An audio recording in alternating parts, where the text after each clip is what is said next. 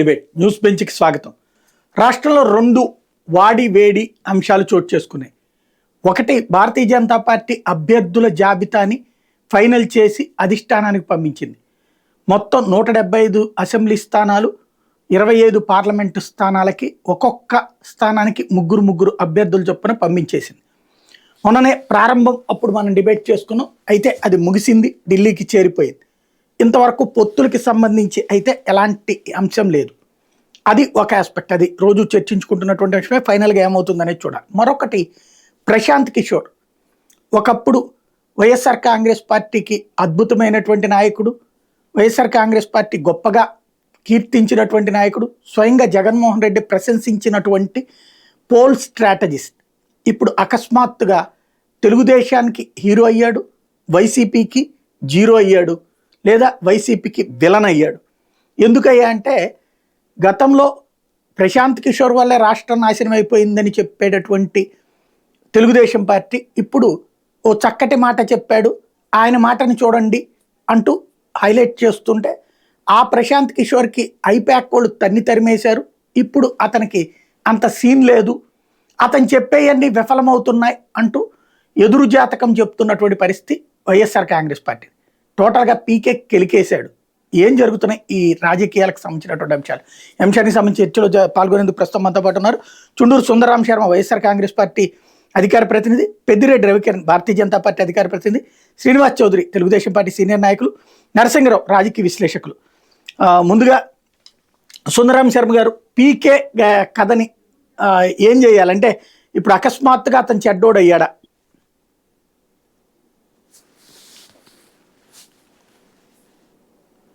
మీరు మ్యూట్లో ఉన్నట్టుందండి శర్మ గారు. రైట్, మళ్ళీ మీ దగ్గరకు వస్తుంది. రైట్ చెప్పండి, ఇప్పుడు చెప్పండి. చెప్పమంటారా, కంటిన్యూ చేయమంటారా? చెప్పండి. సాయి గారు, మీకు ప్యానెల్లో ఉన్నటువంటి నరసింహరావు గారికి, కిరణ్ గారికి, చౌదరి గారికి నమస్కారం. అంటే మీరు మొదట మా పీకే తీసుకుంటున్నారు, నేను లిస్టు బీజేపీది ఏదో చెప్పారు, దాని మీద అది కూడా చేద్దాం తప్పకుండా. అంటే ముందు దాన్ని మాట్లాడదాం అంటే ఇది హాట్ అయించాం కదా, ఇది క్లోజ్ చేసేసి దానికి వెళ్తే పోతుంది. ఇది ఒక రౌండ్ మాట్లాడేస్తే దానికి వెళ్ళచ్చు. ఓకే సార్, ఒకటి, ఇవాళ పోల్ స్ట్రాటజిస్ట్ అండి ఆయన. ఆ రోజునైనా ఏ రోజునైనా సరే కన్సల్టెంట్స్, ఈ పోల్ స్ట్రాటజిస్ట్ వీళ్ళందరినీ కూడా చంద్రబాబు గారి దగ్గర నుంచి ఎంతో మంది పెట్టుకోవటం అనేటువంటిది మనం చూసాం. అయితే ఒకటి, ఇప్పుడు మొన్నటికి మొన్న పీకే గారు వచ్చేసి ఏం చెప్పారంటే, అసలు నేను లేను, ఎవరో అడిగితే వచ్చాను, ఇంకెవరో మా మధ్య ఉన్నటువంటి స్నేహ బంధంతో వచ్చాను అని చెప్పారు. అయితే ఆ రోజునే కొన్ని సోషల్ మీడియాలో కానీ, లేకపోతే లోకేష్ గారు కానీ ఢిల్లీలో పడగాపులు పడి, నీకు కొన్ని వేల కోట్ల రూపాయలు ఇస్తాము, నువ్వు మాకు తరఫున పనిచేయ అని అడిగారని చెప్పారని. టైం సరిగ్గా లేదు, టైం సరిపోదు, ఇప్పటికి జగన్ గారి యొక్క సంక్షేమ అభివృద్ధి అనండి, లేకపోతే సంక్షేమ పథకాలతో ఆయన ముందున్నాడు, ఈసారికి ఇంకా వదిలేసేయండి అని చెప్పననేటువంటిది కూడా మనం చూసాం. అయితే ఇవాటికి వచ్చేసరికల్లా పీకే గారు ఆ రకంగా వచ్చి మాట్లాడించడం అనేటువంటిది, చంద్రబాబు గారు ప్రతి చిన్న ఇదిని కూడా తనకి మెట్టు కింద వాడుకోవటానికి ప్రయత్నం చేస్తారండి. అందులో ఆయన పక్కన ఉన్నటువంటి మిత్రులు, ఆయనకు ఆ రకంగా సపోర్ట్ చేసేటువంటి వాళ్ళు ఒక్కొక్కళ్ళు మామూలుగా ఉండరు. వాళ్ళు చేతులు పట్టుకుంటారు, కాళ్ళు పట్టుకుంటారు, ఇంకా ఏమైనా చేసైనా సరే మొత్తం మీద అవతల వ్యక్తిని అంతకు ముందు దూషించి అతని యొక్క క్యారెక్టర్ అసాసినేషన్ చేసి, అంత చేశాం కదా అతనికి మనం మొహం చూపించగలుగుతామా అని మనం మామూలు వాళ్ళమైతే అనుకుంటాం, కానీ రాజకీయంగా మాత్రం టీడీపీ కానీ ఆయన మిత్రులు కానీ అనుకోరండి. ఆ రకంగానే పీకే గారి దగ్గరికి వెళ్ళారు. అసలు పీకే గారి గురించి ఆ రోజు చంద్రబాబు గారు కానీ ఎన్నికల సమయంలో మాట్లాడినటువంటిది అంతా ఇంత ఇది కాదండి. చాలా దారుణంగా మాట్లాడారు. బీహార్ ఇదని చెప్పనని మాట్లాడారు. ఆయన బీహార్ నుంచి గూండా ఇది కింద మాట్లాడారు. ఇన్ని చేసినటువంటి వాళ్ళు ఇవాళ పీకేని ఎందుకు పట్టుకుని వచ్చారు? వెరీ సింపుల్ అండి. ఇవాళ పీకే వస్తే ఏమన్నా ఆయన మాట్లాడింది గెలుస్తాడు చంద్రబాబు అంటే ఏమన్నా ప్రజలు నమ్ముతారా? లేకపోతే అట్లీస్ట్ ఏమన్నా ఒక ఓటు, ఇక్కడ 1% 2% కదా, ఒక ఓటు ఏమన్నా పక్కవాడు మనకు వేస్తారా అనేటువంటి ఇదిలో వెళ్ళారే తప్ప, నిజానికి పీకే వలన కానీ ఇంకోళ్ళ వలన కానీ ఇవాళ జరిగేటువంటిది ఏమీ లేదని చెప్తాను. ఇంకొకటే చెప్తున్నాను, ఆయన అయిపోయింది. ఇప్పుడు ప్రతి వ్యక్తికి కూడా లేదా పార్టీకి కానీ ఆ రకంగా కన్సల్టెంట్ గా ఉన్నటువంటి వాళ్ళు కొన్ని రోజుల పాటు బాగానే ఉంటుంది. ఆయన ఇవాళ రోజున ఎప్పుడైతే బీహార్ వెళ్ళిపోయేసి ఆయన ఒక సొంత పార్టీ పెట్టుకుని ఆ పార్టీ నుంచి ఇదైపోయిన తర్వాత ఆల్మోస్ట్ నాకు తెలిసినంత వరకు ఆయన బీహార్ రాజకీయాల్లో కూడా ఫెయిల్ అవటం అనండి, లేకపోతే ఏదైనా కానివ్వండి, ఓవరాల్ గా చూస్తే మాత్రం ఆయన యొక్క చరిత్ర ముగిసిపోయింది. ఇవాళ పీకే గారు వచ్చేసి అసలు ఏం చేశాడు అనేటువంటిది కూడా చెప్పలేదు.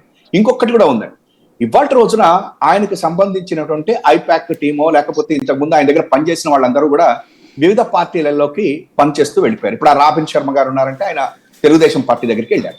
అయితే ఒకప్పుడు అసలు కన్సల్టెంట్స్ లేకపోతే ఈ యొక్క స్ట్రాటజిస్టులు మాకు అవసరమా, అసలు బాబు గారే పెద్ద స్ట్రాటజిస్ట్, అసలు ఆయన మించిన స్ట్రాటజిస్ట్ ఉంటారా అని మన పచ్చపత్రికల పైకి లేపి జాకీ లేపేస్తే ఓహో నిజమేనేమో అని అనుకున్నాం. కానీ ఇప్పుడు ఆయన కూడా మరి పాపం అదేదో అంటారే దానికోసం అని చెప్పని ఆయన దగ్గరికి వెళ్ళారు. కానీ నేను ఒక్కటి మాత్రమే చెప్తున్నాను, పీకే అనేటువంటి అతను తెలంగాణ ఎన్నికల్లో ఇది చూసిన తర్వాత జగన్మోహన్ రెడ్డి గారికి కూడా చేశాడు, ఈయన ఏదో పెద్ద తురుమ్ ఖాన్ కదా అని చెప్పని అనుకున్నారు. కానీ ఒకటి మాత్రం చెప్తున్నాను, అతను ఒక స్ట్రాటజిస్ట్. అంటే ఎట్లుంటుందంటే, నాకు ఇప్పుడు మన నారాయణ లేకపోతే మన చైతన్య కాలేజీలు లేకపోతే కార్పొరేట్ కాలేజీలు ఎట్లుంటుందంటే, స్టూడెంట్ కనుక 70 నుంచి 80 మార్కులు వచ్చేటట్టుంటే అతన్ని గట్టిగా ముందర క్యాప్ పట్టుకుంటారు. అతనికి ఎందుకు 70-80 మార్కులు వచ్చేవాడికి 90 మార్కులు తీసుకెళ్ళటం ఈజీ, 40 మార్కులు ఉన్నటువంటి వాళ్ళని పట్టించుకోరు. అదే అక్కడ వాళ్ళు చేస్తుంటారు. ఒక 100 మంది స్టూడెంట్స్ చేర్చుకున్న తర్వాత వాళ్ళలో ఒక 10-15 మందిని తీసుకుని ఆ 10-15 మందిలో ఒక 5గురిని ఫిల్టర్ చేసుకుని 95, 100 ఫస్ట్ ర్యాంక్ సెకండ్ ర్యాంక్ అని వెళ్తారు. అదే రకంగా ఈయన కూడా అదే పని చేశాడు, గెలిచే వాళ్ళ దగ్గరికి వెళ్ళాడు. అయితే వాళ్ళకి కూడా కావాల్సినటువంటి కొన్ని చేశాడు, ఏమీ చేయలేదు, 0 అనే మాట నేను మాట్లాడు. ఏమవుతుందంటే కొన్ని రిఫైన్ చేయాల్సినటువంటి ఉంటాయి, అవి చేశాడు ఆ రోజున జగన్మోహన్ రెడ్డి గారు. ముఖ్యంగా 2019 ఎన్నికల్లో జగన్మోహన్ రెడ్డి గారు బ్రహ్మాండమైనటువంటి స్టార్డమ్ లో ఉన్నాడు, గెలుస్తాడు, గ్యారంటీ గెలిచేస్తాడు.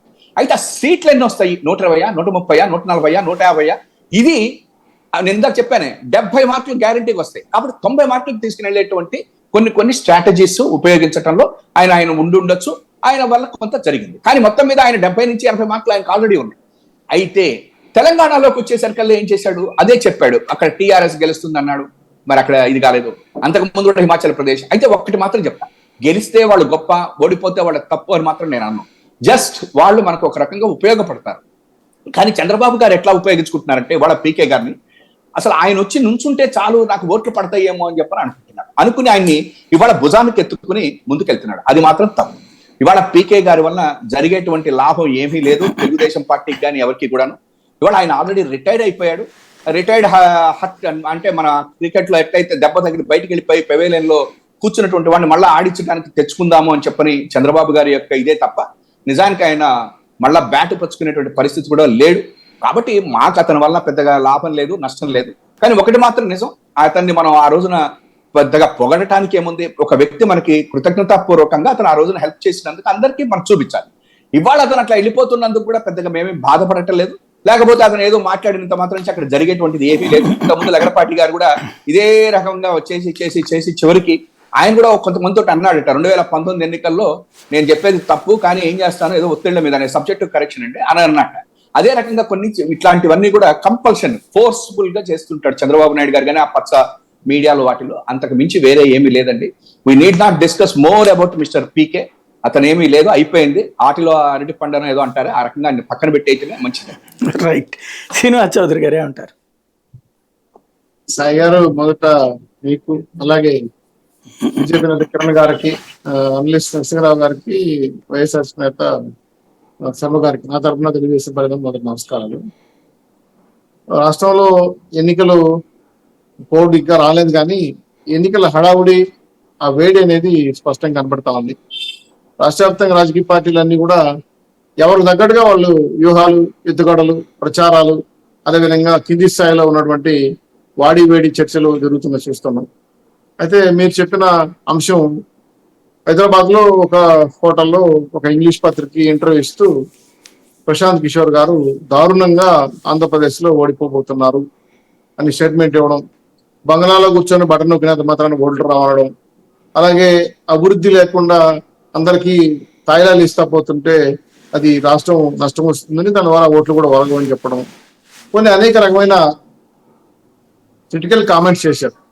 తర్వాత దానిపైన మిశ్రమ స్పందన, వైసీపీ వాళ్ళు దాడి చేయటం, ఆ తర్వాత కొంతమంది అనలిస్ట్ డిస్కస్ చేయటం, కొన్ని మీడియాలో దాని మీద వార్తలు రాయటం, వడ్డీ వారించడం చూసాం.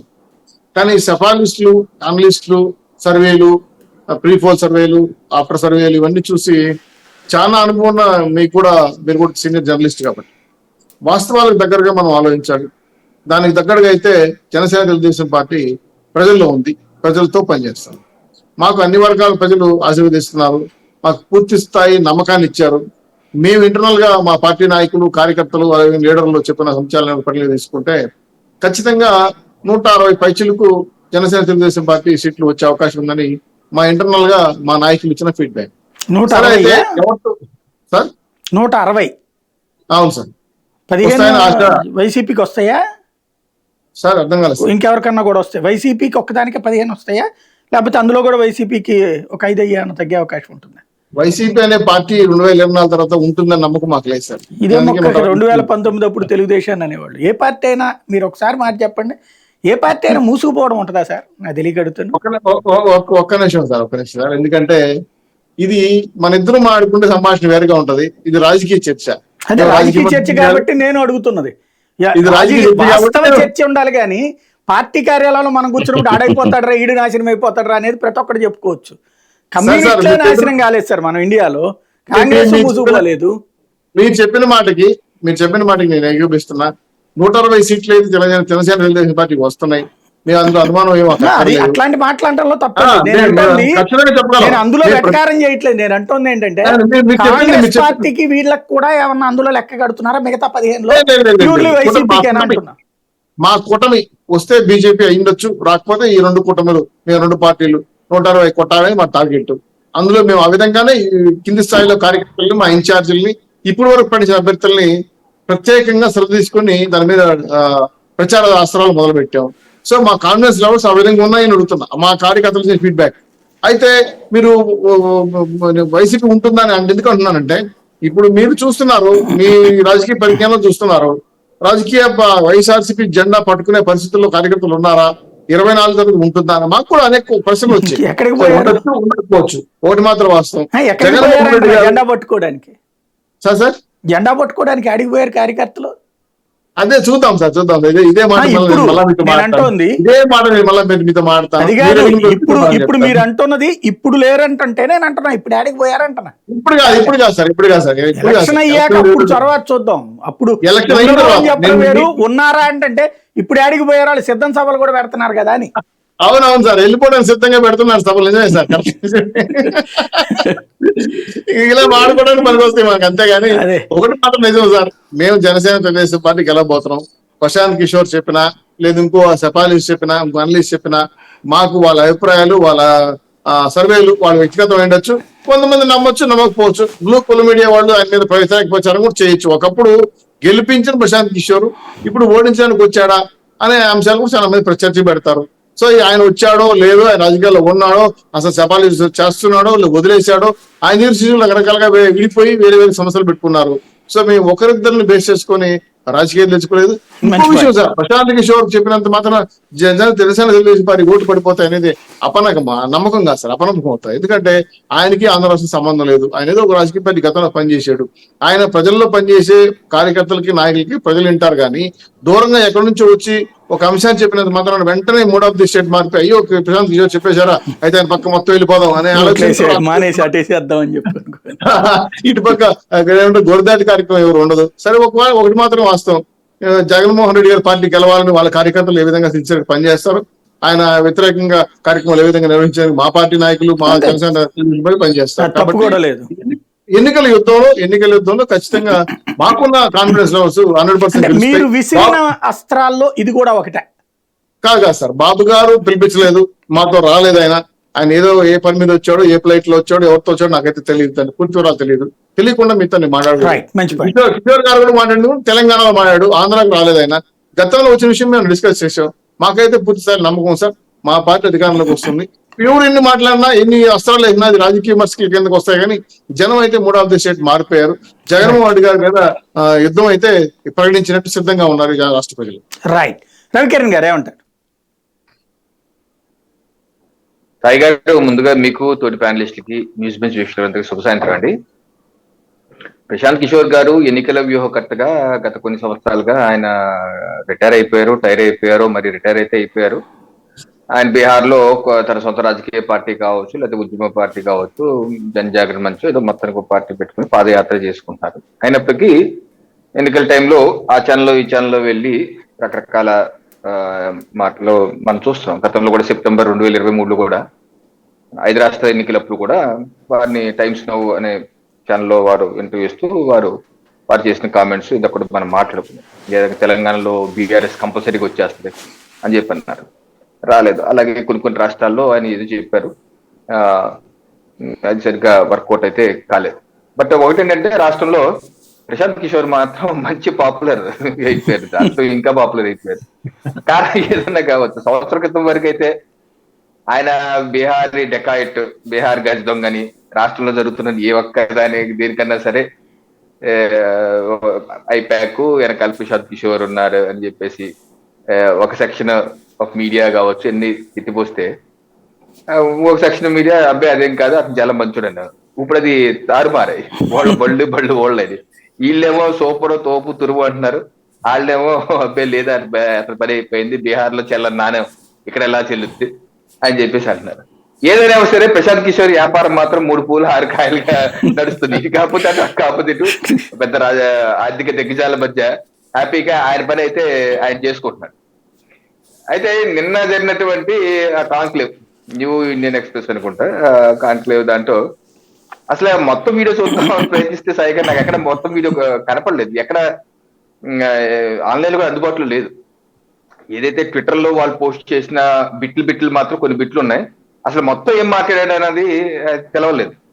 అయితే ఆ పేపర్ లో ఇవాళ రాసింది, న్యూ ఇండియన్ ఎక్స్ప్రెస్ పేపర్ లో రాసిన దాని కథనం ప్రకారం చదివితే నాకు అర్థమవుతుంది. జస్ట్ ఆయన ఏం చెప్పారన్న దాన్ని ఆ పేపర్ లో వచ్చిన దాన్ని నిష్పాక్షికంగా విశ్లేషిస్తే నాకేం కనపడుతుందంటే, ఓకే ఈ ముఖ్యమంత్రి గారు తాడేపల్లి ప్యాలెస్ లో ఉండి దిగట్లేదు, కదలట్లేదు. ఓకే, మనం కూడా అదే అంటున్నాం కొన్ని సంవత్సరాలుగా. కరోనా టైంలో కూడా బయటకు రాలేదు, ఎక్కడ తిరగలేదు, చాలా తక్కువగా తిరుగుతారు. ఓకే, బటన్ నొక్కుడి మీదే ఆధారపడ్డారు. సో మనం కూడా అదే అంటున్నాం, బటన్ నొక్కుడి మీదే ఆధారపడ్డారు, బటన్ నొక్కేస్తే పరిపాలన అయిపోయింది అనుకుంటున్నారు. ఇంకోటి ఆయన ఏమంటున్నారంటే, రాష్ట్రంలో ఆంధ్రప్రదేశ్ రాష్ట్రంలో మిడిల్ క్లాస్ ప్రజలు చాలా ఎక్కువ.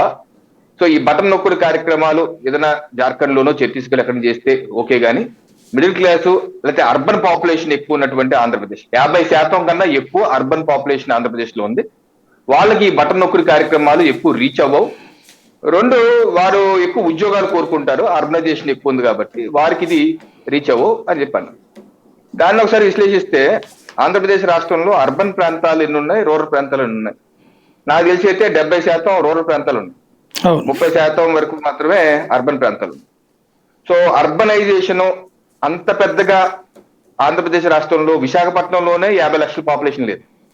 విశాఖపట్నం పెద్ద, ఇప్పుడు కాకినాడ 25 లక్షలు, విశాఖ మాది 5 లక్షలే, కాకినాడ 5 లక్షలు, ఇప్పుడు రాజమండ్రి 6 లక్షలు, గట్టిగా 50 లక్షలు ఉన్న పెద్ద మహానగరం కూడా ఏం లేదు.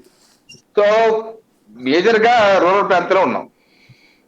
ఇంకోటి మిడిల్ క్లాస్ సెక్షన్ ఎక్కువ అన్నారు.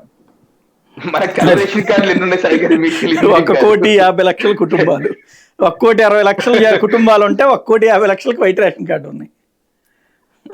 ప్రతి నెల మనం 4 కోట్ల పైచిలకు మందికి రేషన్ ఇస్తున్నాం. కేంద్ర ప్రభుత్వం నరేంద్ర మోడీ గారే 2,82,00,000 మందికి ఉచితంగా ఇస్తున్నారు.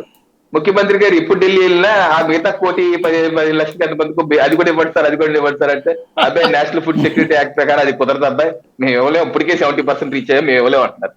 సో 4 కోట్ల పైచిలకు మంది రేషన్ తీసుకుంటున్నారు, వాళ్ళందరికీ వైట్ కార్డులు ఉన్నాయి. మరి మిడిల్ క్లాస్ అర్బనైజేషన్ ఎక్కువ ఉండి అక్కర్లేదు అనుకుంటే అవి ఉండకూడదు కదా, అని ఉండకూడదు కదా. ఇంకోటి డిబిటీ వీళ్ళందరికీ పథకాలు అందట్లేదండి. సో 50% కూడా అన్నారు, ఆ పేపర్ లో రాసి చెబుతున్నాడు, నాకు వేరే బయాలజీగా జస్ట్ విశ్లేషిస్తున్నాను. 50% కూడా అందట్లేదు అంటున్నారు. ఇప్పుడు ఇన్ని రేషన్ కార్డులు వైట్ కార్డు ఉంటే 50% కన్నా ఎక్కువ ఉంటుంది కదా స్థాయి గారు. జనరల్ గా 90% ఇన్ని రేషన్ కార్డులు వైట్ తెల్ల కార్డులు ఇన్నుండి ప్రతి నెల 4 కోట్ల మంది పైచీలకు రేషన్ తీసుకుని ఉంటే ఫ్రీగా, అలా 50% అంటే చాలు, అందుకని ఎక్కువ 60 ఉండొచ్చు, 70 ఉండదు, ఎంత ఉంటుందో నాకు తెలియదు. 50% అయితే ఉండదు కదా, అందుకని ఎక్కువ ఉంటుంది కదా. సో ఎక్కడ మిస్ అవుతుంది?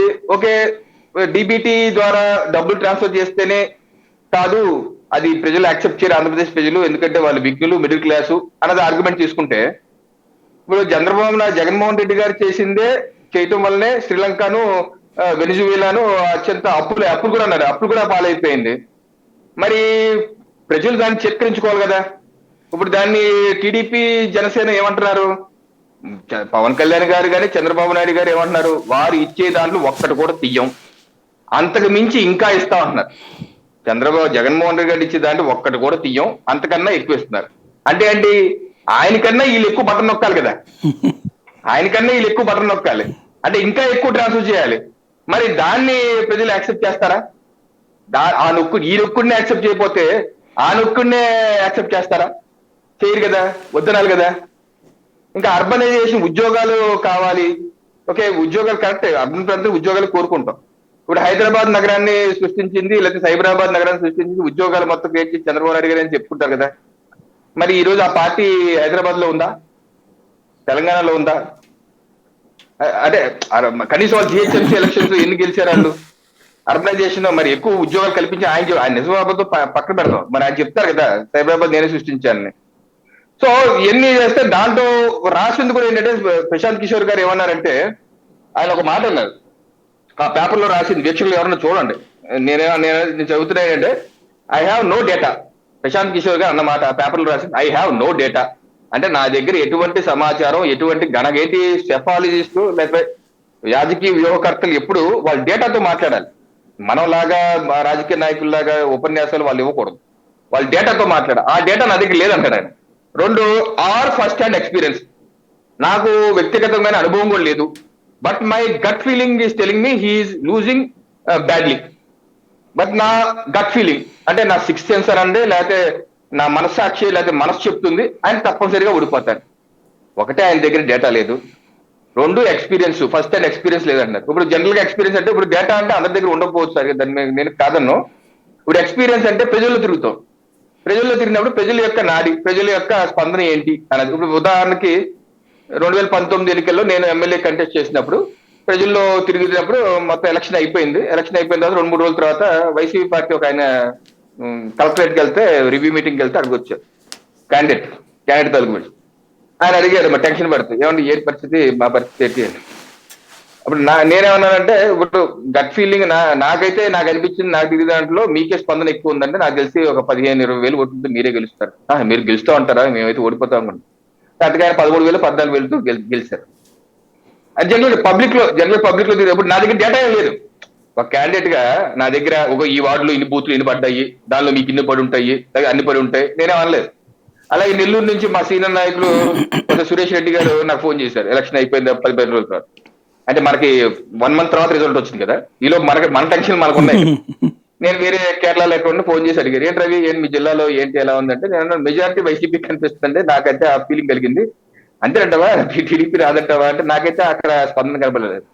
సో దాని దగ్గర నేననేది ఏంటంటే, డేటా లేకపోయినా అట్లీస్ట్ నీకు ఫస్ట్ ప్రజల్లో తిరుగుతున్నప్పుడన్నా నీకు ప్రజల పల్స్ అర్థం అవుతుంది. ఇప్పుడు ప్రశాంత్ కిషోర్ గారి దగ్గర డేటా లేదు, ప్రజల్లో తిరిగి నాకేమి ఎక్స్పీరియన్స్ లేదంటారు. మరి ఎందుకు ఈ మాట చెప్తున్నారు, ఎవరి కోసం చెప్తున్నారు, ఎందుకు చెప్తున్నారు అంటే, ఆయనకైనా కొత్తగా వ్యాపారం తగిలిందా అంటే? ఇప్పుడు భారతీయ జనతా పార్టీగా మేము స్పష్టం చెప్తూ, జగన్మోహన్ రెడ్డి గారి ప్రభుత్వం పూర్తి వైఫల్యం చెందింది. ఏదైతే హామీలు ఇచ్చారో ఆయన వాళ్ళు ఫెయిల్ అయ్యారు, నవరత్నాలు కూడా పూర్తిగా ఫెయిల్ అయ్యారు, అబద్ధాలు చెప్తున్నారు 100%. అది ఓకే, మేము ఈ ప్రభుత్వం ఉండదని మా యొక్క ఫీలింగ్, మేము అలా ప్రజల్లోకి వెళ్తున్నాం. కానీ నేనేంటంటే, ప్రశాంత్ కిషోర్ గారు చెప్పిన మాటల్ని విశ్లేషిస్తే ఆయన ఏ రకమైనటువంటి విశ్లేషణ చేశారు, దానిలో ఎంత హేతుబద్ధంగా ఉంది అన్నది నా యొక్క అభిప్రాయం. దానికి కరెక్ట్ అవ్వచ్చు, రాంగ్ అవ్వచ్చు, అది ప్రేక్షకులే చెప్పాలి. సాయి గారు కాబట్టి ఎందుకు పని చేస్తున్నారు, ఎవరి కోసం చేస్తున్నారు అన్నదే $1 million క్వశ్చన్. చూడాలి సాయి గారు. రైట్, నరసింహరావు గారు ఏమంటారు? సార్ నమస్తే అండి, ప్యానల్లో ఉన్నటువంటి అందరికీ శుభ సాయంత్రం. ఇప్పుడు మనం ఎన్నికల మూడ్లో ఉన్నాం. అంటే మనకు దేశవ్యాప్తంగా లోక్సభ ఎన్నికలు ఉన్నాయి, ప్రత్యేకించి ఆంధ్రప్రదేశ్ లో లోక్సభతో పాటుగా అసెంబ్లీకి కూడా ఎన్నికలు ఉన్నాయి. ఈ అసెంబ్లీకి ఎన్నికలు ఉన్నటువంటి సందర్భంలో మీది వీడియో మ్యూట్ లో ఉంది చూడండి, వీడియో మ్యూట్ లో ఉంది.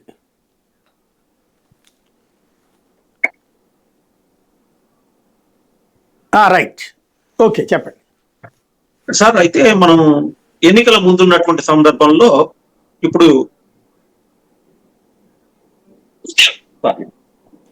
ఒక పార్టీ నుంచి ఇంకొక పార్టీకి,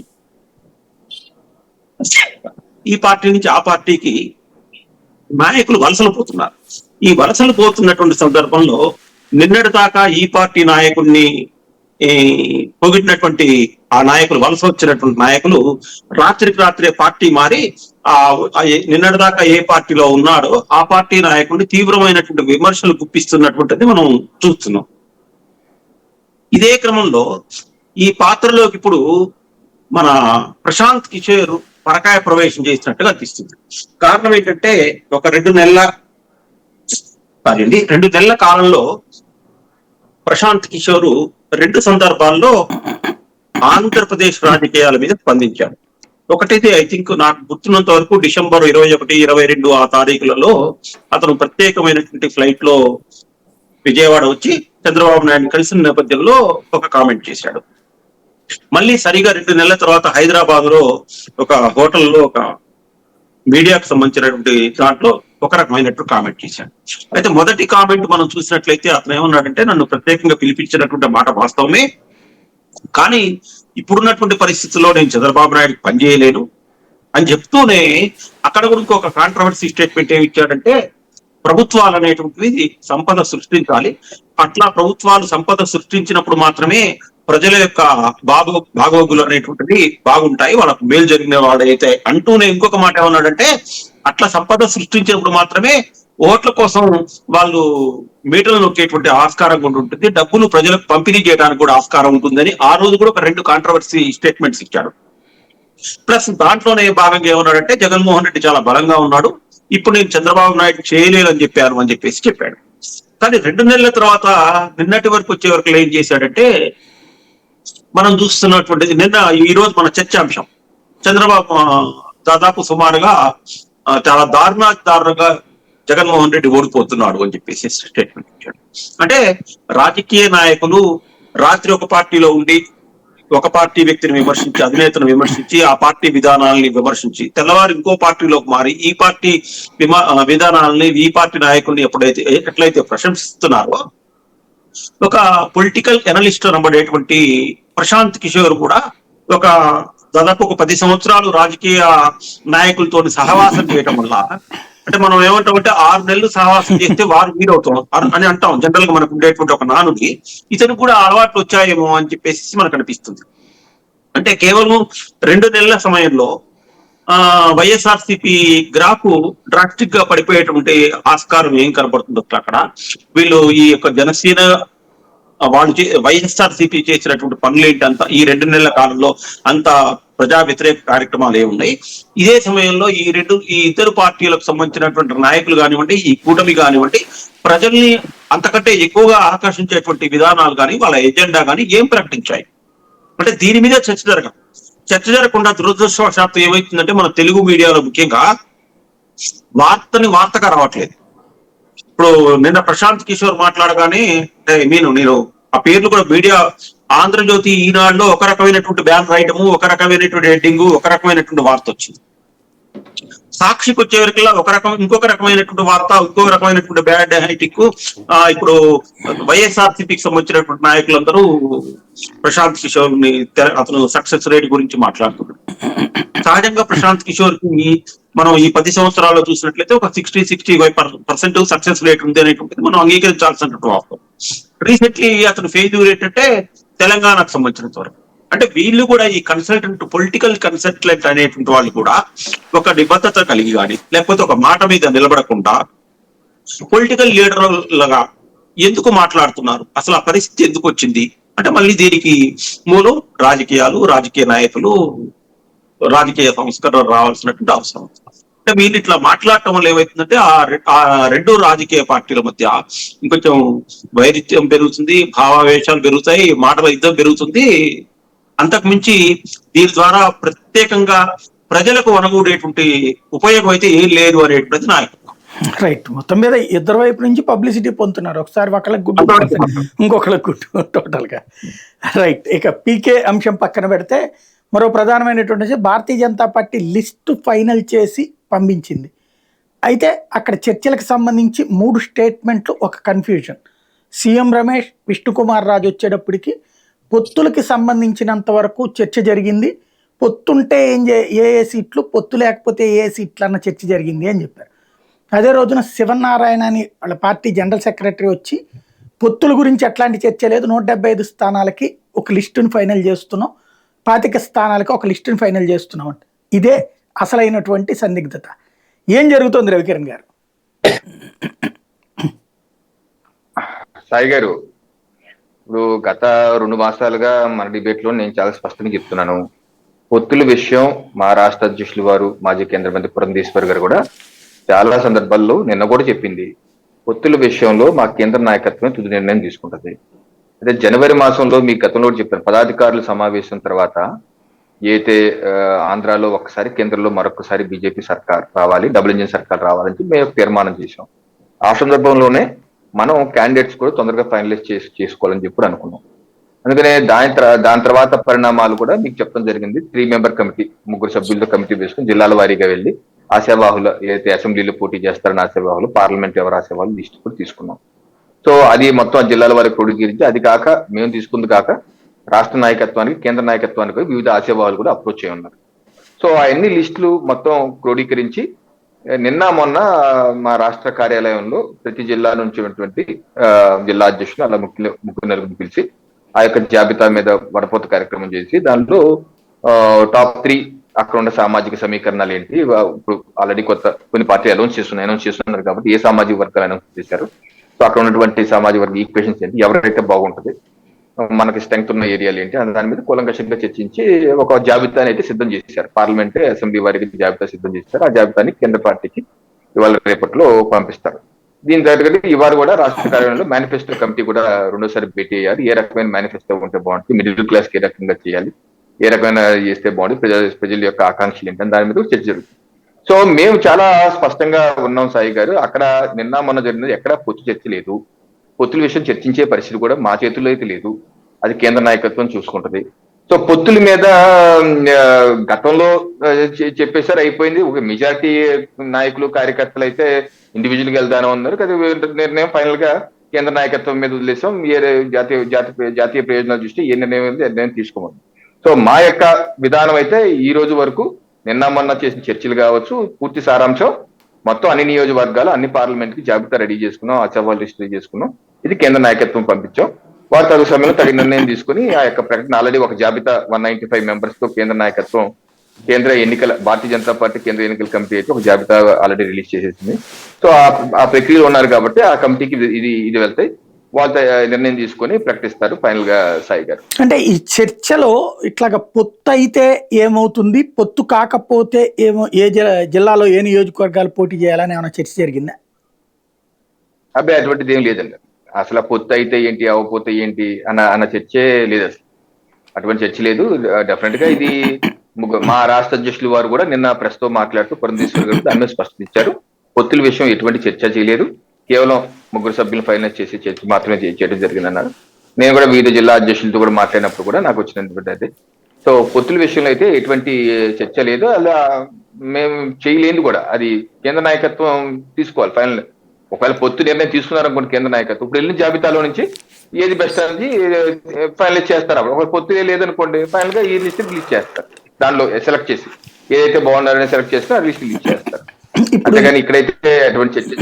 తెలుగుదేశం జనసేన పొత్తులో 118 దాకా అనుకుంటే, ఇప్పుడు 94 అనౌన్స్ చేశారు, ఇంకొక 18 ఆయనకు ఉన్నాయి, ఇది పవన్ కళ్యాణ్ గారి. ఇకపోతే మీకు మిగిలింది 57 టోటల్ గా. ఈ 57 స్థానాలు అంటే ఇప్పటికింతకు ముందు మీరు బలంగా పోటీ చేసి, అంటే మీకు బలమైన సీట్లు, గెలిచిన సీట్లు లేదా బలమైనటువంటి ఓట్లు సాధించినటువంటి సీట్లు ఆల్రెడీ జనసేన తెలుగుదేశం పార్టీ తీసుకున్నాయి. ఇప్పుడు మీరు పొత్తు ఒకవేళ పెట్టుకుంటే ఆ సీట్లు మీకు ఇంక రావు కదా, అప్పుడు మిగతా చోట్ల వాటిట్లో చేస్తారా, లేకపోతే అందులో కూడా అడుగుతారా మళ్ళీ? చిన్న తప్పు సాయి గారు, మీరు 57 మాకు మిగిలి అన్నారు, మాకు మిగలేదు, వాళ్ళిద్దరు మిగిలిన దాంట్లో సంబంధం మధ్యలో మాకేంటి సంబంధం, మేము తోడు పెళ్లి కొడుకు కాదు, పెళ్లి కొడుకు కాదు. సో మేము తెలుగుదేశం పార్టీతో ఎటువంటి చర్చలు చేస్తున్నామని కానీ చేయబోతున్నాం అని చేయాలనుంది కానీ అటువంటి ప్రకటన ఎప్పుడు మా నాయకత్వం నుంచి కానీ అటు చంద్రబాబు నాయుడు గారి నుంచి కానీ ఎప్పుడూ లేదు.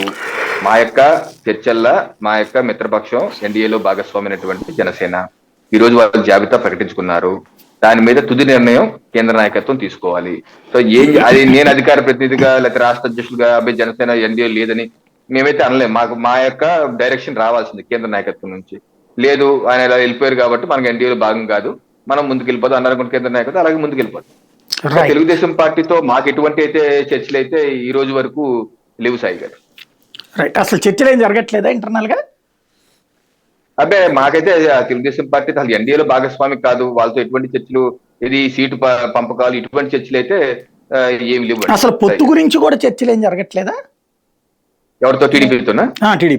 టీడీపీతో పొత్తు ఎటువంటి చర్చ లేదండి. నేను చెప్తున్నా జనసేన ఒకటే మా మిత్రపక్షం. జనసేన వాళ్ళు ఏమన్నా మీ ఇద్దరి మధ్యన ఇదిగో చంద్రబాబు గారు ఎట్లా అంటున్నారు మీరేమంటారని, మళ్ళీ మీరు ఎట్లా అంటున్నారు ఇట్లా ఏమంటున్నారని మీ ఇద్దరి మధ్యన ఏమన్నా బార్గెనింగ్ చేస్తున్నదా పోనీ జనసేన? ఆ సమాచారం కూడా మాకు లేదండి. ఎందుకంటే పవన్ కళ్యాణ్ గారి ఢిల్లీ వెళ్ళి మాట్లాడుతా అన్నారు. ఇది గత కొన్ని మాసాలుగా చెప్తున్నారు. ఎందుకంటే నేను ఎన్డీఏలో భాగస్వామిగా ఉన్నాను, నేను బీజేపీకి చెప్పకుండా టీడీపీతో ప్రయాణిస్తే నిర్ణయం తీసుకుని వెళ్ళి మాట్లాడుతా అన్నారు. ఇప్పటి వరకు వారు ఢిల్లీ వెళ్ళినట్టు కూడా మనమైతే ఎక్కడ చూడలేదు. అయితే వారే అంటున్నారు కొన్ని సమయంలో నాకు ఏదో నన్ను మందలించారనో లేదా చివాట్లు పెట్టారనో ఏదేదో గట్టిగా వారే అంటున్నారు. కానీ దానిలో ఎంతవరకు వాస్తవం ఉందో ఏంటో అయితే మీరు ఆశీస్సులు ఇచ్చారట కదా వాళ్ళిద్దరు పొత్తుకి. ఆశీస్సులు ఇవ్వడానికి నేను సిడ్డి సాయిబాబు ఏంటండి ఆశీస్సులు? రాజకీయ పార్టీ అండి ఆశీస్సులు ఇవ్వటం. ఆ పదం ఏంటో నాకు అర్థం కాదు. రాజకీయాల్లో ఆశీస్సులు ఏంటి? మేము రాజకీయ పక్షంగా ప్రజాక్షేత్రంలో పోటీ చేస్తున్నాం, 17 రాష్ట్రాల్లో మా సేవలు అందిస్తున్నాం ముఖ్యమంత్రిగా. జాతీయ స్థాయిలో ఉన్న రాజకీయ పార్టీ ఇంకో రాజకీయ కూటమికి ఆశీస్సులు ఇవ్వటం ఏంటి? ఆ పద ప్రయోగం ఏంటో వారే చెప్పాలి. అర్థం కాని పద ప్రయోగం. దానికి చంద్రబాబు నాయుడు గారు ఏమన్నారు? ఆయన ఒకవేళ పవన్ కళ్యాణ్ గారు చెప్పినట్టు ఒకవేళ బీజేపీ కనుక వస్తే అప్పుడు చర్చించి చూసుకుంటాం అని చెప్పి అన్నారు. అంటే చంద్రబాబు నాయుడు గారికి కూడా సంబంధం లేదు, వారు కూడా నేను ఎటువంటి చర్చలు చేయట్లేదు అని చెప్పి వారు కూడా చెప్పారు. సో వారు చర్చలు చేయట్లేదు, మేము చర్చలు చేయాలి టీడీపీతో. ఇంకా చర్చలు చేయవలసింది ఏదైనా ఉంటే జనసేన చేయాలి. సో ఆ నిర్ణయం ఏదైనా సరే కేంద్ర నాయకత్వం తీసుకుంటే స్థాయి గారు. అంటే ఒకవేళ పవన్ కళ్యాణ్ గారు అపాయింట్మెంట్ అడుగుతుంటే ఇవ్వట్లేదా అమిత్ షా గారు? అసలు అడిగారా లేదా అని? నా స్థాయి అది కాదు, నేను సామాన్య కార్యకర్తని. ఆయన అడిగారా లేదా, అమిత్ షా గారు రమ్మన్నారు లేదా, నాకైతే ఆ సమాచారం లేదు స్థాయి గారు. రైట్. శ్రీనివాస్ చౌదరి గారు, ఒకవేళ పొత్తు కనుక ఉంటే ఈ 57 స్థానాల్లో కాకుండా ఇంతకుముందు ఇద్దరు పంచుకున్నటువంటి సీట్లలో ఇవ్వడానికి అవకాశం ఉంటుందా? సార్ ఇప్పుడు 99 అనౌన్స్ చేసేసారు, 57 పెండింగ్ లో ఉన్నాయి. ఇంకొక 18 జనసేన వారు ప్రకటించాలి. టోటల్ గా రాజకీయ ముఖ చిత్రం అయితే 175 అండి. 17 అంటే 5 అనౌన్స్ చేశారు ఆయన, 24 కదా చేయాలి. రాజోలు కూడా చెప్పేశారు కాబట్టి, రాజోలకు అభ్యర్థి చెప్పలేదు కానీ రాజోలు కూడా మేము చేస్తామని చెప్పారు కాబట్టి 19 కరెక్ట్ ఎక్కడ 19. సో 19లో ఇంకా ఒకరిద్దరు అనౌన్స్ చేయొచ్చు, టైం తీసుకోవచ్చు వాళ్ళు. అయితే మిగిలింది ఏమీ ప్రకటించకుండా ఉండేది మా 2 పార్టీలు 57 ఉన్నాయి. అయితే జనసేన తెలుగుదేశం పార్టీ పొత్తుతో పాటు బీజేపీ కూడా ఒప్పిస్తాను తీసుకొస్తానని చెప్పింది పవన్ కళ్యాణ్ గారు. వాళ్ళు ఏం మాట్లాడారో పై స్థాయిలో ఢిల్లీ లెవెల్లో మాట్లాడారా లేదనేది సమాచారం అయితే నాకు కూడా లేదు. అయితే ఈ మధ్య కాలంలో అంటే ఒక 1 వీక్ 2 వీక్స్ క్రితము ఏదో ఇంటర్నల్ గా ఫోన్ లో మాట్లాడుకున్నారని మాత్రం విన్నాను. అది కూడా సబ్జెక్టు కరెక్షన్ పూర్తిగా నాకు ఇన్ఫర్మేషన్ లేదు. అయితే ఎవరి ధీమాలు వాళ్ళు ఉంటాయి కాదు. ఇప్పుడు బీజేపీ వాళ్ళు అన్ని సీట్లు పోటీ చేయాలని వాళ్ళు లిస్ట్ రెడీ చేసుకున్నారు. జనసేన వాళ్ళ పొత్తులో వాళ్ళు కొన్ని చేసుకున్నారు. టీడీపీ మేము అన్ని గెలవాలి, మేము వెళ్తుంటాం. సో వైఎస్ఆర్సీపీ వాళ్ళు వాళ్ళ లిస్ట్ వాళ్ళు రెడీ చేసుకుంటారు. అయితే పూర్తి స్థాయిలో చర్చలు జరిగి పొత్తులోకి వెళ్ళి ఈ సీట్లు మీవి, ఈ సీట్లు వాళ్ళవి అని చెప్పుకున్న సంఘటన ఇంకా రాలేదు. అయితే మేము పార్లమెంట్ పూర్తిగా పండించలేదండి. పార్లమెంట్ పూర్తిగా అంటే ఒక 3 తప్ప, 3 అంటే జనసేనకి ఇచ్చింది. సో మా ఆశ ఏంటంటే పవన్ కళ్యాణ్ గారు ఆల్రెడీ మాట్లాడుతున్నారు, అది రాష్ట్ర స్థాయి పార్టీ నాయకులు తెలియదేమో నేను అనుకుంటున్నాను. కేంద్ర ప్రభుత్వం కేంద్ర పెద్దలతో మాట్లాడుతున్నారని నేను అనుకుంటున్నాను, అది నాకున్న సమాచారం. వేరే జనసేన మిత్రులు అడిగితే కూడా పవన్ కళ్యాణ్ గారితో చర్చలు జరుగుతున్నాయి, వాళ్ళు పై లెవెల్లో మాట్లాడుతున్నారు, మనోహర్ గారు కూడా డిస్కస్ చేశారు విషయం పైన అనఫిషియల్ గా తెలిసింది, అఫిషియల్ గా. సో ఏంటని ఎందుకు అడిగానంటే టైమింగ్ 40 రోజులు కూడా లేదు. కోడ్ వచ్చే దగ్గరలో 17 కోడ్ వచ్చేట్టుగా ఉంది. 7 వరకు ప్రధానమంత్రి గారి ప్రారంభోత్సవాలు ఉన్నాయి. ఆ తర్వాత ఎప్పుడు రిలీజ్ చేస్తారో తెలియదు కదా అని ఏమంటారు కుతూహలం కొద్ది అడిగారు. దాంతో వాళ్ళు చెప్పిన మాట ఏంటంటే చర్చలు అయితే పై లెవెల్లో జరుగుతున్నాయి, సీక్రెట్ గా జరుగుతున్నాయి. ఈ ప్రధానమంత్రి గారి కార్యక్రమాలు అయిపోయిన వెంటనే ఒక సిట్టింగ్ ఉంటుంది, ఢిల్లీకి ఇద్దరు వెళ్తారు, బాబు గారు పవన్ కళ్యాణ్ గారు అనేసి ఉన్న ప్రైమరీ రిపోర్ట్. ఇంకా అసలు ఆయన అయితే ఇప్పట్లో అవ్వదు, 13 దాకా ఆయన కంటిన్యూగా టూర్ ఉంది. అవునవును సార్, 7 వరకు ప్రారంభోత్సవాలు ఉన్నాయి, 13 వరకు ఇతర కార్యక్రమాలు ఉన్నాయి. సో 17 లోపల రమ్మని వెళ్తారు ఇద్దరు అని ఏదో నడ్డా గారన్నారా, లేదా ఇంకా అమిత్ షా గారితో మాట్లాడారా, లేదా ఇంకెవరో కేంద్ర ప్రభుత్వం కాదు కానీ పార్టీ అధికారులతో మాట్లాడి తెలియదు. కానీ ఒక విషయం అయితే వచ్చింది, వెళ్తున్నారు ఇద్దరు కలిసి వెళ్తున్నారు, ఈసారి ఒక్కరు వెళ్ళట్లేదు రాసేసారు రాధాకృష్ణ గారు వచ్చి గొడవ. సార్ మీరు ఆంధ్రజ్యోతి, ఈనాడు వాళ్ళు అదేమో మీ గెజిట్ అయిపోయింది, అది వచ్చిన కూడా వాళ్ళేమో బ్రేకింగ్ ఇచ్చి ఆయన వెళ్ళాడు అంటాడు, ఎయిర్పోర్ట్ లోనేమో రిసీవింగ్ ఇవ్వట్లేదు, వచ్చిన కూడా ఫ్లైట్ దగ్గర పంపించేస్తున్నారు ఏంటో తెలియట్లేదు అక్కడది. మాకు ఒక రకంగా మంచి చేస్తున్నారు లేదంటే నష్టం చేస్తున్నారు మాకు అర్థం కావడం కానీ పాల్గొని ఆ చర్చల్లో సమాధానం చెప్పలేక, వాళ్ళు వడ్డించే వార్తలకు మేము సమాధానం చెప్పలేక, అయ్యో మా అధికార పార్టీని క్లిప్లు అంటారు, మా దాంట్లో అనపైతే ఆదాయం లేదు, మా హక్కులు కావాలి. ఒకటేంటంటే కొంత మీరు చెప్పినట్టు ఎవరు కుతూహలం వాళ్ళకు ఉంటది, రేటింగ్ కోసం ఇంకో దాని కోసం చేస్తుంటారు. అయితే స్టేట్ గా ఉన్నటువంటి మీడియాని మనం తప్పట్లేం. కానీ అంటే ఒకే ఒక్క సందేహం ఏంటంటే, చంద్రబాబు గారు ఎన్ని సీట్లు ఇస్తానన్నారో ఆయన నోటితో చెప్పలేదు, ఎన్ని అడిగారో అమిత్ షా నోటితో చెప్పలేదు. కానీ రాధాకృష్ణ గారు మాత్రం 4 పార్లమెంట్ 4 అసెంబ్లీ ఇస్తానన్నారు. ఆ రేంజ్ లోనే అంటే బాబు గారి తరపున ఏమన్నా అట్లాగే ఏమన్నా రాధాకృష్ణ గారు ఏమన్నా మాట్లాడుతున్నారా? లేదు, రాధాకృష్ణ గారు సొంత అభిప్రాయం ఉంటారు కానీ మా అభిప్రాయం అయితే కాదు అది. తెలుగుదేశం పార్టీ అభిప్రాయానికి రాధాకృష్ణ గారు రాసిన రాతలకి మాకే సంబంధాలు లేవు. అది పార్టీ నిర్ణయం, బాబు గారు నిర్ణయం తీసుకుంటారు. యువ కమిటీ, జాయింట్ యాక్షన్ కమిటీ కూర్చొని ఆల్రెడీ 3 జనసేనకి ఇచ్చాం కాబట్టి రిమైనింగ్ 25 కూడిపోతే 22 ఏం చేయాలని పైన ఏ కాన్స్టెన్సీలో రేపు పొత్తులో వస్తే, అది కూడా వస్తే డిస్కస్ చేసే అంశాలు ఉంటాయని. అది కూడా నాకు తెలిసి ప్రధానమంత్రి గారి అధికార కార్యక్రమాలు ఎవరికి ఏవి లేవు సార్. కాకపోతే వాళ్ళు నాకున్న ప్రైమరీ ఇన్ఫర్మేషన్ అంటే ఎమ్మెల్యేల కన్నా ఎంపీలు అడుగుతున్నారు అనేది ఒక సమాచారం. అది కూడా ఆమె అఫీషియల్ కాదు, ఎవరో మామూలుగా మనలా మాట్లాడుకోవడం తప్ప, కుతూహలం కొద్ది తప్ప మన రాష్ట్ర అధ్యక్షులు పురంధరేశ్వరి గారు ఏం చెప్పట్లేదు, కేంద్రం నుంచి బీజేపీ నాయకులు ఏం చెప్పట్లేదు, మా పార్టీ నాయకులు వెళ్ళి కలిసి బయటకు వచ్చిన తర్వాత ఇది జరిగిందని కూడా చెప్పట్లేదు. కాకపోతే సీనియర్ నాయకుడు, మా పార్టీలో సీనియర్ నాయకుడు ఈసారి అలా ఉండకపో సార్, పరోక్ష పొత్తులు ఉంటాయేమో అని అన్న ఊరికే సరదాగా చెప్పాడు. అది సరదాలో నిజం కూడా మనకు తెలియదు. సో ఎందుకంటే పొత్తుల విషయం అయితే ఇప్పుడు ఫైనలైజ్ కాలేదు, 17 తర్వాతనే అవుతాయనేది నాకున్న సమాచారం సార్. రైట్, శర్మ గారు సాయి గారు చెప్పండి సార్. ఇవాళ భారతీయ జనతా పార్టీ, జనసేన, తెలుగుదేశం పొత్తుల గురించి మన మిత్రులు చెప్తుంటే చూస్తుంటే చాలా బాగుంది. అదేదో సినిమా ఎప్పుడు రిలీజ్ అవుతుందో, ఎవరు హీరోనో ఏంటో, విలన్లు ఎవరో, ఏం జరుగుతుందో, ఇవన్నీ చాలా ఆంధ్రప్రదేశ్ రాజకీయాల్లో చాలా కుతూహలంగా ఉన్నాయి. కాకపోతే ఒకటి మాత్రం ఏంటంటే, ఇదివరకటికి ఇప్పటికీ నేను అబ్జర్వ్ చేసినటువంటి వాటిలో భారతీయ జనతా పార్టీ యొక్క వే ఆఫ్ అప్రోచ్ ఏదైతే ఉందో అది పూర్తిగా మారిపోయిన మాట వాస్తవం సాయి గారు. ఇదివరకు ఏంటంటే ఆంధ్రప్రదేశ్ అనగానే ఇక్కడ ఒకళ్ళు 2 లీడర్స్ ఉండేవాళ్ళు, వాళ్ళు ఆ కేంద్రంలో ఏం చెప్తే అది, ఎక్కడ టిక్కు కొడితే అది. సరే, బాబు గారు వాళ్ళు కలిసి ఢిల్లీలో కూర్చొని మాట్లాడేసుకునే వాళ్ళు, అయిపోయేది. పాపం ఇక్కడ చూస్తున్న వాళ్ళు చప్పట్లు కొట్టేవాళ్ళు, అయిపోయేది. కానీ ఇప్పుడు పరిస్థితి మాత్రం కేంద్రంలో మారింది. ఎందుకు మారిందంటే, వాళ్ళు ప్రతి స్టేట్నిలో కూడా భారతీయ జనతా పార్టీ జెండా ఎగరేయాల్సిందే అనేటువంటి ఒక ఇదిలో వాళ్ళు పోతున్నట్టుగా నాకు కనిపిస్తాం. అయితే ఇది వరకు చంద్రబాబు నాయుడు గారు కొంచెం బలంగా ఉండేవారు. ఎందుకని ఆయన బలం అంతా ఏంటి అంటే, ఒక రకంగా చెప్పాలంటే ప్రతిపక్షాల్లో ఉన్నటువంటి ఆయన మనుషులే, ఆయన సొంత బలం కాదండి, ప్రతిపక్షాల్లో ఉన్నటువంటి ఆయన మనుషుల యొక్క బలమే ఆయన బలంతో ఇప్పటి వరకు వచ్చారు. అయితే ఇప్పుడు ఆయన వీక్ అయ్యారు. ఆయన ప్రతిపక్షాలుగా చెప్పుకునేటువంటి ఆ నాయకులు కూడా ఒక రకంగా చెప్పాలంటే వయసు రీత్యా కానివ్వండి, అంటే వయసు అంటే రాజకీయ వయసు రీత్యా కానివ్వండి, లేకపోతే మిగతా విషయాల్లో వాళ్ళు కూడా వీక్ అవటంతో వాళ్ళు చంద్రబాబు నాయుడు గారు పూర్తిగా ఇబ్బందులు పాలవుతున్నారు. అయితే ఇవాళ భారతీయ జనతా పార్టీ ముందున్నటువంటి కొన్ని ప్రశ్నలు ఉన్నాయి వాళ్ళకి, అందువల్లనే వాళ్ళు ఇంత డిలే చేస్తున్నారు అని చెప్పని నేను అనుకుంటున్నాను. మొదటిది ఏంటంటే, చంద్రబాబు నాయుడు గారిని మీరు తీసేయండి. 2004లో మతతత్వ పార్టీ, మసీదులు కూల్చే పార్టీ ఇవన్నీ పక్కన పెట్టేస్తే, 2014లో చంద్రబాబు నాయుడు గారికి ఇచ్చినటువంటి అవకాశం బ్రహ్మాండమైనటువంటి అవకాశం. ఆ రోజున కేంద్రంలో మోడీ గారు, అమిత్ షా గారు రావటం, ఈయనకి ఇక్కడ కొత్తగా వచ్చినటువంటి విభజన జరిగినటువంటి స్టేట్, ఆయనకు అవకాశాలు చాలా ఉండి రాష్ట్రానికి ఆర్థికంగా ఆదుకోనేటువంటి అవకాశాలు ఇవన్నీ ఉన్నప్పటికీ కూడా మొదటి రోజు నుంచి కూడా జగన్మోహన్ రెడ్డి గారిని ఇబ్బందులు పెట్టాలి, ఆ కేసుల విషయాలు మాట్లాడాలి, అంతకు మించి ఆయన ముందుకు పోలా.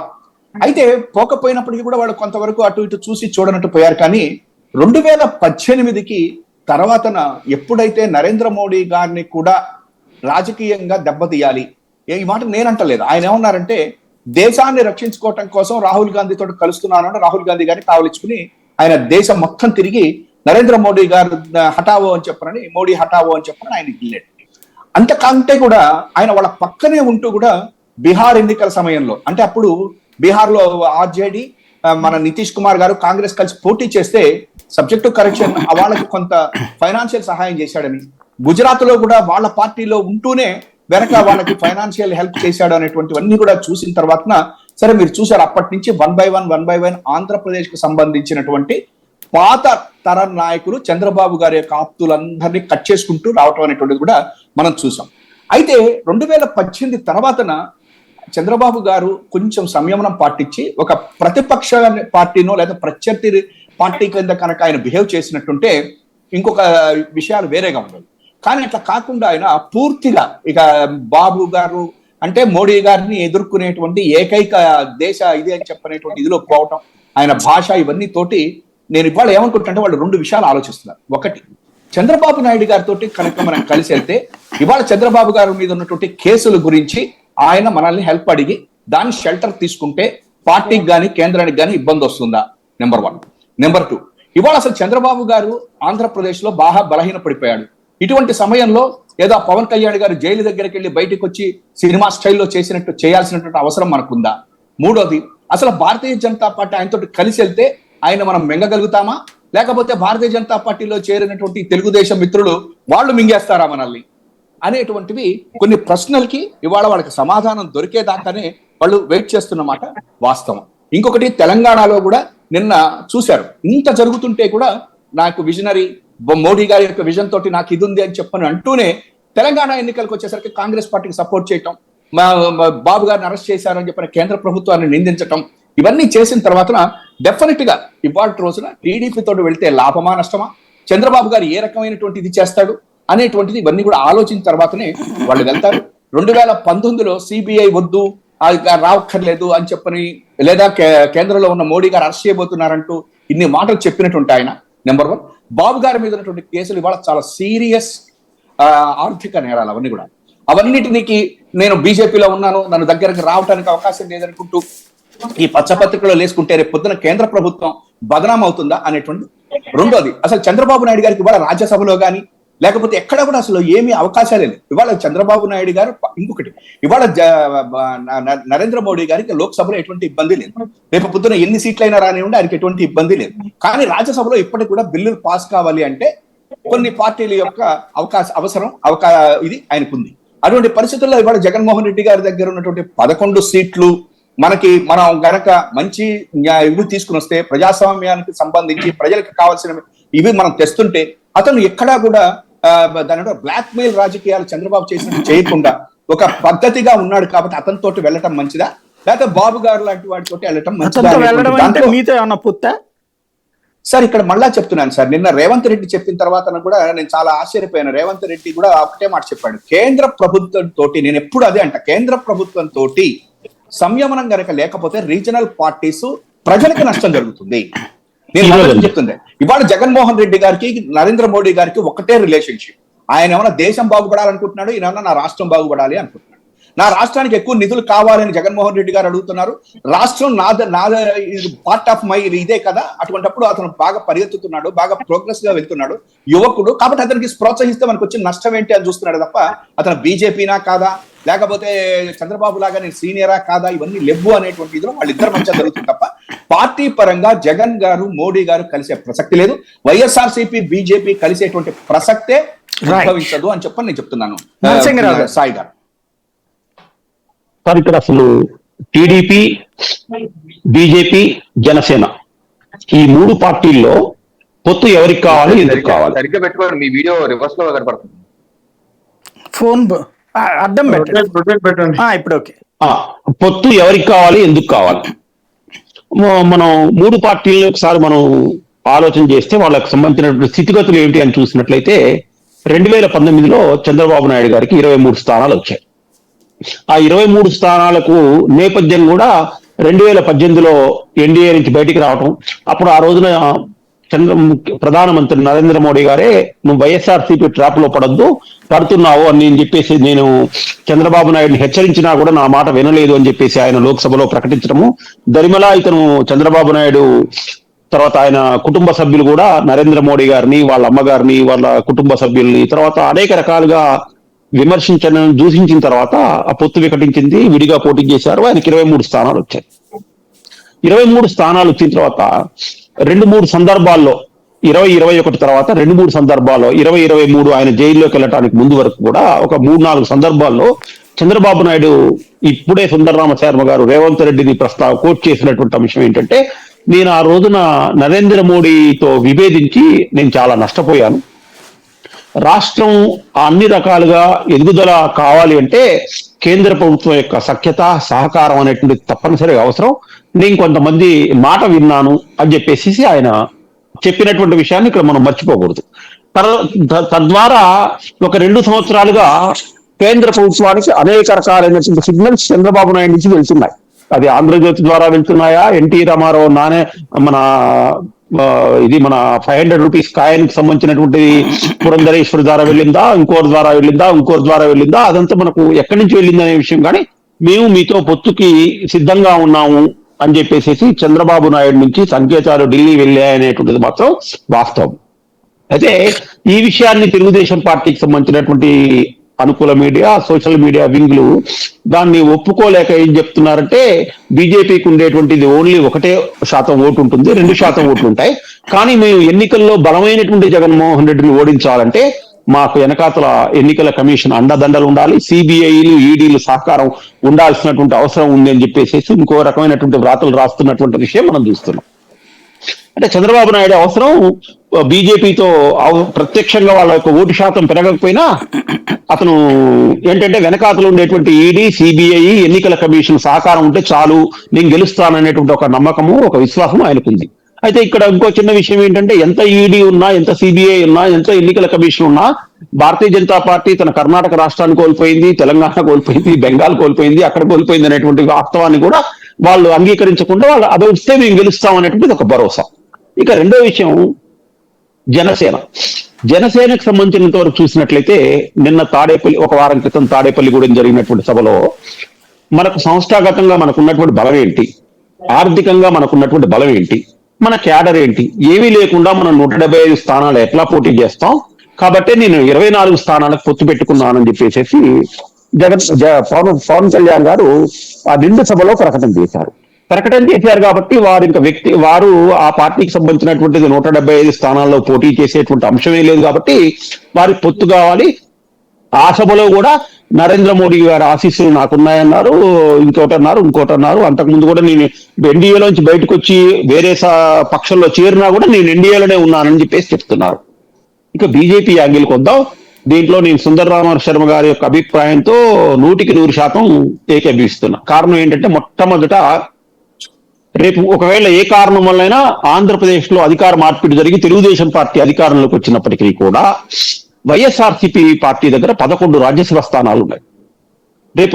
ఇప్పుడు మనకు వస్తున్నటువంటి అంచనాల ప్రకారం, సర్వేల ప్రకారం, ఈవెన్ దో ఇప్పుడు మన మొదటి కాలాంశంలో మనం మాట్లాడుకున్నటువంటి ప్రశాంత్ కిషోర్ యొక్క అభిప్రాయం ప్రకారం కూడా నరేంద్ర మోడీని 2029లోనే కొట్టాలి కానీ 2024లో కొట్టేటువంటి ఆస్కారం ఏ పార్టీకి లేదు అని చెప్పేసి ఆయన అనేక రకాలుగా వ్యాఖ్యలు చేసినటువంటి సందర్భంలో తిరిగి భారతీయ జనతా పార్టీ అధికారంలోకి వస్తుందనేటువంటి విషయం సామాన్య ప్రజల దగ్గర నుంచి మీడియాలు, విశ్లేషకులు, రాజకీయ నాయకులు, ప్రతిపక్ష నాయకులు కూడా అంగీకరిస్తున్నటువంటి సందర్భంలో వాళ్ళకి ఇంకా వాళ్ళ ఎజెండాలో ఇంకా చాలా కీలకమైనటువంటి అంశాలు ఉన్నాయి వాళ్ళు అమలు చేయడానికి.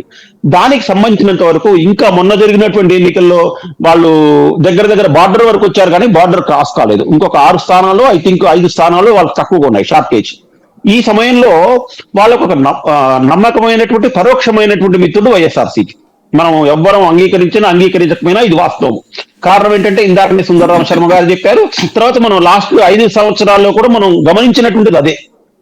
ఏ బిల్లు కూడా వైఎస్ఆర్సీపీ పార్టీ మద్దతు మేము ఇవ్వము, లేకపోతే షరతుల వారీగా మేము ఇది మాకు ఇది చేస్తాం అనేటువంటి పరిస్థితిలో కూడా లేదు. కాబట్టి అది మన యూసీసీ కానివ్వండి, లేకపోతే ఎన్ఆర్సీ కానివ్వండి, ఇంకోటి కానివ్వండి, ఏ బిల్లుకైనా కాదు సార్, రాబోయే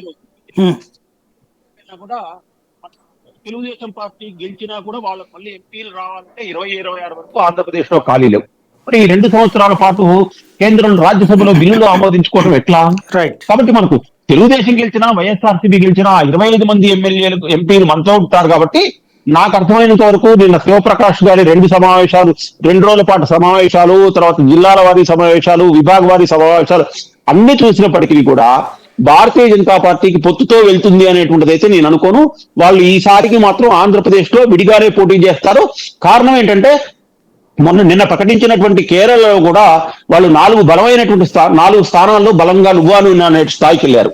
తమిళనాడులో అన్నామలైన ఆదర్శంగా తీసుకుని కూడా వాళ్ళు కూడా ముందుకెళ్లారు. కాబట్టి మనం ఆంధ్రప్రదేశ్ లో కూడా ఇందాక చౌదరి గారు ఏమన్నారంటే 2024లో చంద్రబాబు నాయుడు జగన్ గెలవకపోతే అతని పార్టీ పతనం అయిపోతుంది అన్నారు. కానీ ఇప్పుడు బీజేపీ యొక్క లక్ష్యం కూడా నేను అనుకుంటున్నాను 2024లో ఒకవేళ చంద్రబాబు నాయుడు పార్టీ గెలవకపోతే 2029లో చాలా కనుమరుగయ్యే అవకాశం ఉంటుంది. ఎందుకంటే ఒక ప్రధాన మన ప్రాంతీయ పార్టీ 2 టర్ములు అధికారంలోకి పోయే వరకు సంస్థాగతంగా చాలా బలహీనం అవుతుంది. గెలిచింది కదా 2014లో. దాన్ని గెలిచినట్టు ఇందాక సుందరరామ శర్మ గారే చెప్పారు. రాష్ట్ర విభజన నేపథ్యం, అభివృద్ధి, చంద్రబాబు నాయుడు, నరేంద్ర మోడీ, పొత్తు, పవన్ కళ్యాణ్. 2029లో అది ఉండదు. ఆల్రెడీ విభజన జరిగి 15 సంవత్సరాలు అయిన తర్వాత ఆ రకమైనటువంటి సానుభూతి ఉండదు. కాబట్టి భారతీయ జనతా పార్టీ ఈసారి వరకు 2024 వరకు ఆంధ్రప్రదేశ్ లో ఒంటరిగా పోతుంది అనేటువంటిది నేను విశ్వసిస్తున్నాను. రైట్. ఇక్కడ శ్రీనివాస్ చౌదరి గారు ఒక కీలకమైన అంశం ఏంటంటే ఒక మైండ్ గేమ్ నడిపారు మీరు వాళ్ళు కలిసి. ఒక పక్కన పవన్ కళ్యాణ్ వచ్చేటప్పటికి ఆయన మాకు ఆశీస్సులు ఉన్నాయి అంటూ బీజేపీ రాబోతుందన్న సంకేతం ఇస్తే ఆయన ఒక మైండ్ గేమ్ నడిపితే, మీరేమో వాళ్ళు పూర్తిగా రావట్లేదు కాబట్టి, అంటే అమిత్ షాకి ఏం చెప్పొచ్చారో తెలియదు, ఆ తర్వాత నుంచి వాళ్ళతో చర్చలు జరగలేదు కాబట్టి తెలివిగా మొన్న లిస్ట్ అనౌన్స్ చేసి వాళ్ళ మీద ప్రెషర్ పెట్టారు. ఆ లిస్టు చూస్తేనేమో బీజేపీ బలమైన స్థానాలు కూడా పనిచేసుకున్నారు. తద్వారా నువ్వు రావద్దు పో అని చెప్తున్నారు. మిగతా ఒక 57 అట్టిపెట్టి ఎంపీలు అట్టిపెట్టాం కాబట్టి రా అంటున్నారు. మీకు బీజేపీ రావాలనుందా, బీజేపీ ఆశీస్సులు కావాలనుందా? రాష్ట్రంలో మా మిత్రపక్షమైన జనసేన ఖచ్చితంగా హామీ ఇచ్చారు వాళ్ళు వస్తున్నారని.